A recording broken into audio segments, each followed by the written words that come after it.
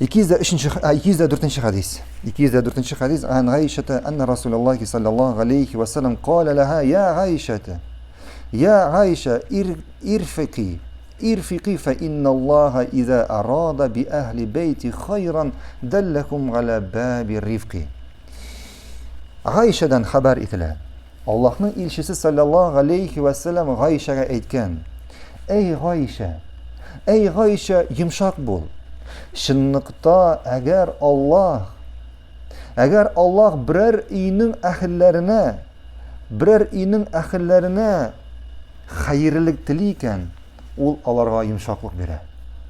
Birer iyinin ahillerine hayırlılık diliyken olarga yumşaklık bere. Şuna göre eğer de o'zingizga xayrlik tilaysiz ekan yumshoq bo'lasiz. Eshitasizmi?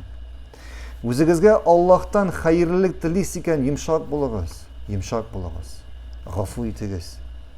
Barakallohu fikum. Davom etamiz.